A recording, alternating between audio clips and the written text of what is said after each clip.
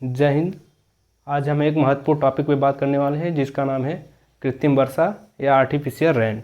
ठीक, आज हम आपको बताने जा रहे हैं कि कैसे कैसे आर्टिफिशियल रेन कराते हैं, क्यों कराते हैं, क्या आवश्यकता पड़ती है।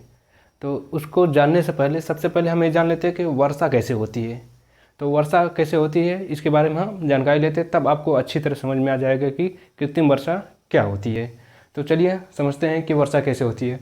तो वर्षा संघनन के द्वारा बादलों का जल के रूप में परिवर्तित हो जाना वर्षा कहलाती है। संघनन के द्वारा बादलों का जल के रूप में परिवर्तित हो जाना वर्षा कहलाती है, और इस क्रिया को हम प्रिसिपिटेशन कहते हैं।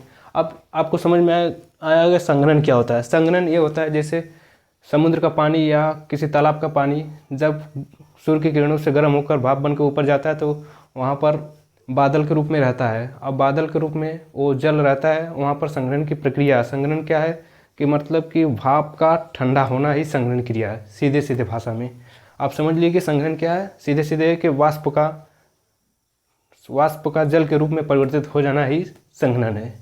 तो ऐसे होता है। तो इसके लिए हम अब बिना मौसम के बारिश कराना है तो हम फिर कैसे हम कराएं। तो इसके लिए हम सबसे पहले हमें बादलों का निर्माण करना पड़ेगा, वहाँ पर संघनन क्रिया करानी पड़ेगी तब ये जाकर होगा। तो इसके लिए हम जहाँ पर कृत्रिम वर्षा कराते हैं वहाँ पर एक तालाब खोद लेते हैं, और ये तालाब में एक पॉलीथीन या प्लास्टिक बिछा देते हैं जिससे यहाँ पर वर्षा कराएं तो पानी नीचे न सूख ले। तो उसके बादलों का निर्माण कराने के लिए हमें एक एरोप्लेन से या जहाज़ से हम एक सिल्वर आयोडाइड क्या होता है, एक ऐसा केमिकल होता है जो हम हवा में फैले नमी जल को वो संघनन के रूप में परिवर्तित कर देता है, तो वहाँ पर बादलों का निर्माण कर देता है। और जब बादलों का निर्माण हो जाता है तो इसी क्रिया को हम कहते हैं बीज रोपण। क्या कहते हैं? बादलों का बीज रोपण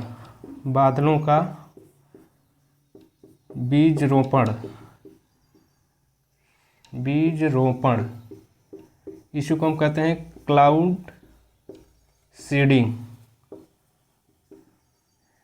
जब यहाँ बादलों का निर्माण कैसे होता है ये हम जानते हैं। तो बादलों का निर्माण ऐसे होता है जैसे बादल जो है कि जब वाष्प बन के भाप ऊपर जाती है तो ये जो है कि दूर दूर फैली होती है। तो हम जब सिल्वर आयोडाइड को हम एरोप्लेन के माध्यम से या जहाज़ के माध्यम से दो तीन जहाज़ों को हम ऐसे उड़ाते हैं। उसमें सिल्वर आयोडाइड भर के, जो जैसे कभी आपने देखा होगा कि रॉकेट जाता है या जहाज़ जाती है तो उसके पीछे धुआं निकलता है, या लड़ाकू विमान होते हैं जो मिसाइलें छोड़ती हैं, तो वैसे ही इसको भी किया जाता है।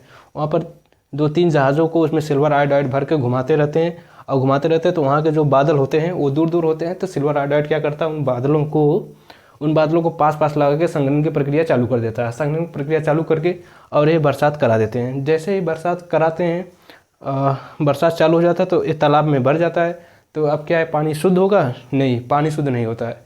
इसको हम उपयोग में लाने के लिए इसको हम प्यूरीफाई करते हैं। और प्यूरीफाई इसमें जो है कि वायु में धूल कण भी मिले रहते हैं। यहाँ पर धूल कण और एक तो खुद सिल्वर आयोडाइड रहता है जो एक केमिकल होता है, फिर तालाब में आता है। इसको हम प्यूरीफाई करके पानी को प्रयोग करते हैं। अब आप पूछेंगे कि समुद्र का पानी भी तो हम प्यूरीफाई करते हैं, तो क्यों हमको इतना काम करना पड़ता है कि मतलब एक एरोप्लेन लाइए फिर कितनी वर्षा करे। तो आपको हम बता दें कि समुद्र का पानी इतना खारा होता है कि उसको प्यूरीफायर करने में बहुत ज़्यादा पैसा खर्च होता है। मान लीजिए कि 1 लीटर समुद्र का पानी है समुद्र का, इसको प्यूरीफाई करने में हमको 5 रुपये खर्च आता है। लेकिन वहीं अगर हम इससे कृत्रिम वर्षा कराकर प्यूरीफाई करेंगे तो हमको 1 लीटर में मात्र 50